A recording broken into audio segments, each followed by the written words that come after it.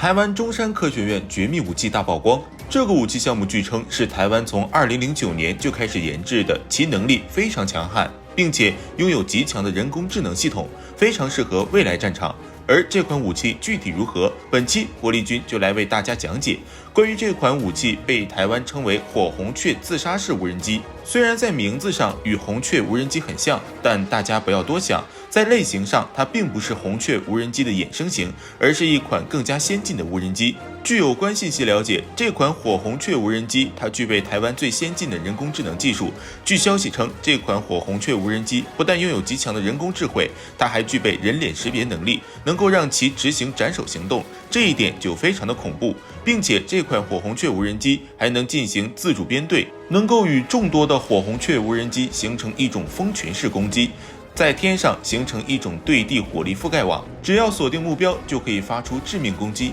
这种模式就类似于电影《全面攻占3：天使救援》中的一段片段，只要被无人机锁定，就可以对其进行致命攻击。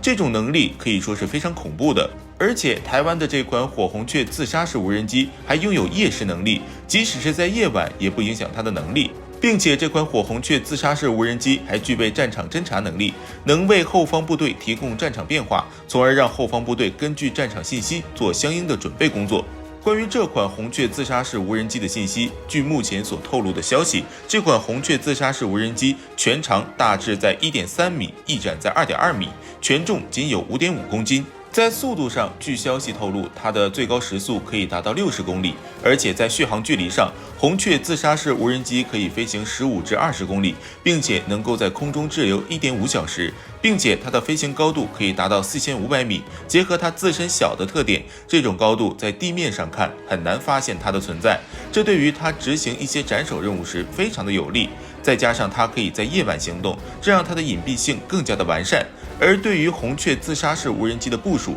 根据中山科学院表示，将会为其配备特定的发射车，每辆发射车可配备12架无人机，并且能够将其一次性投放到战场中，并且这种发射车还将会配备雷达电子系统来分析并控制无人机，进而提高红雀自杀式无人机的作战效率。而在部署和作战上，根据有关人士的推测，它将会部署到近海地区，与导弹、坦克等武器形成一种反登陆作战防御。而且消息还称，红雀自杀式无人机将会是这种防御模式中最主要的武器之一，其原因就是红雀自杀式无人机具备先进的人工智能系统，能够精确地对锁定的目标进行击杀，同时也能减小士兵的伤亡，能以最小的代价换取胜利。对于人工智能应用在武器上的恐怖性能，从伯克利大学教授 Stuart Traso 的一个演讲视频中就能看出。在这段视频中，教授展示了一款小型无人机，该无人机被称为 EF2 型无人机，它在体型上非常的小，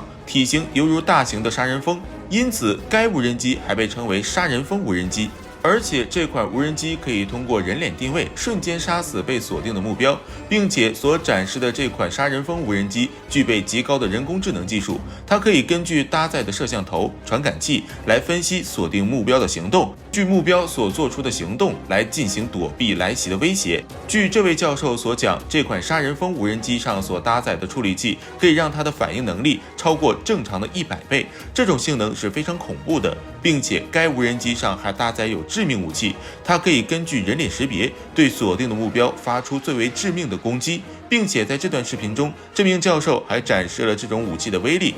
除了这种针对特定目标进行攻击的无人机型号外，它还拥有一种用来突防自杀式无人机。这种无人机能够搭载更多的炸药，消除障碍物，为杀人蜂提供进攻条件，并称这种具备人工智能的杀人蜂无人机是不可被阻挡的，并且像这种小型的无人机，它的造价非常的廉价，能够非常轻松地组成战斗群，并且该教授还称，如果使用这种武器，只需要2500万美元就能组建一支可以消灭半个城市的无人机群。这些无人机群可以通过运输机进行运输，将其投放到目标地区。这些无人机可以轻易地对该地区进行毁灭式的进攻，从这就可以看出人工智能武器在战场上的恐怖。而像这种具备自杀式的无人机，像美国也有研制，就例如美国的弹簧刀自杀式无人机。这款自杀式无人机是由美国航空环境公司于2008年研制的，最早服役是在2009年。它在外形设计上非常小巧，便于士兵携带，在动力系统上主要是由电池续航。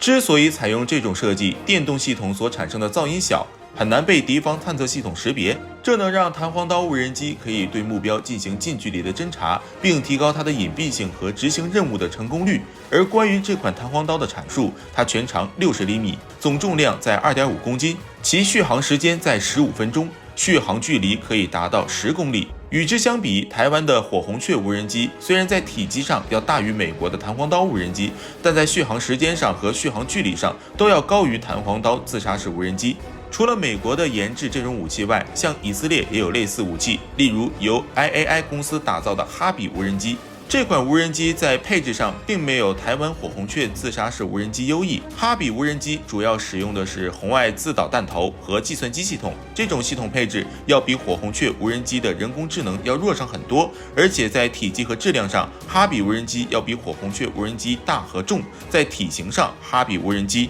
全长在2.7米，翼展在2.1米。其重量就达到了135公斤，虽然在续航时间上和续航距离上要优于火红雀自杀式无人机，但它在空中被发现的概率要比火红雀无人机更大。不过，对于这种大型的自杀式无人机，一般都是进行多架同时使用的，这样才能起到最强的效果。根据以色列对哈比无人机系统的基本火力单元就能看出，它的一个火力单元由54架无人机组成，能够对敌方进行覆盖式的攻击。虽然现如今台湾还并未公开这款火红雀自杀式无人机的性能，但具备先进的人工智能，就足以让它变得非常可怕。好了，关于本期视频到这里就结束了。大家对台湾这款火红雀自杀式无人机有什么看法呢？可以在评论区留言讨论。我们下期视频再见。